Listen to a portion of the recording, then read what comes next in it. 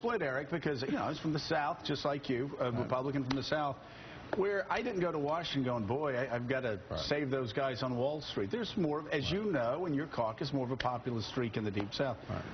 I was against, I wanted to end the death tax, I wanted to cut capital gains tax, all these other things. But with us facing the cliff, I look at the 15% tax rate on capital gains. And I'm seeing that Warren Buffett and Gates and all these billionaires are paying 14%. Even multimillionaires are paying 14-15% on taxes, while the small business owner that makes $250,000 in your district is going to be paying 39.6%.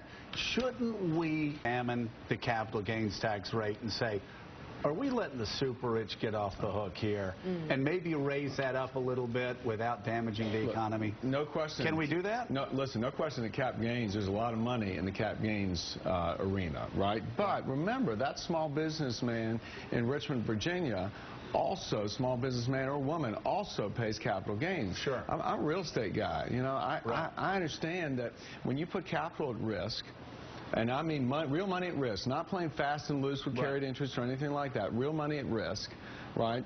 It is a disincentive if you raise that capital gains rate. It just is what it is for a small business person. Is that on the table, though, for Republicans, that possibly moving that up, let's say 5 percentage points? Is that on the table? Again, what should be on the table is a recipe to fix the problem and to not get in the way of growth. My concern about what you're saying is not that Warren Buffett or someone will have, like in his stature will pay more, but my concern is a small businessman or woman in Midlothian, Virginia that I represent would have to say, hey, I don't know if I'm going to put my capital into this project. Okay, so let's talk about carried interest. You talk about carried interest. That's another. It just seems like an absolute windfall for the super rich, is it?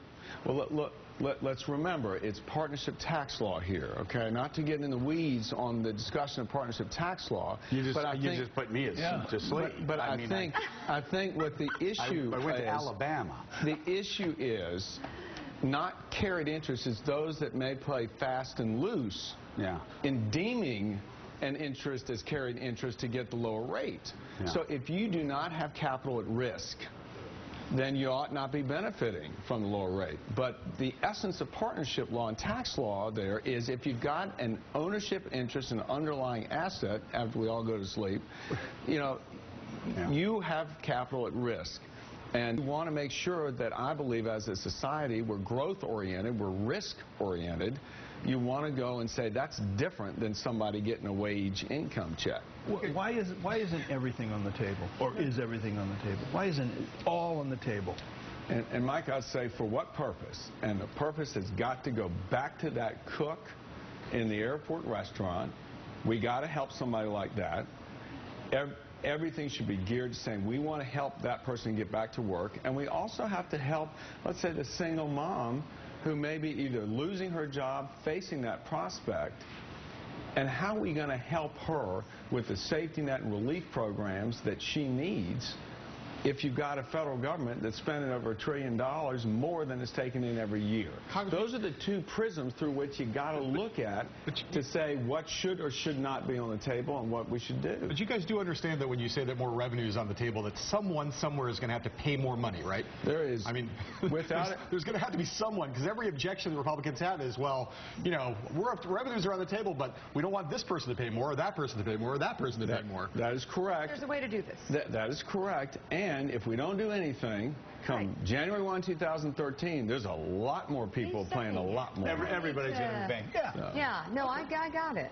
I appreciate what you're trying to do. It's a balancing act, and there's going to have to be, taxes are going to have to go up on somebody, but, and I've said this all along, fine, we'll talk about more revenue. Do not even waste my time if you can't assure me that Nancy Pelosi is going to get enough Democrats in the House to stop demagoguing Medicare.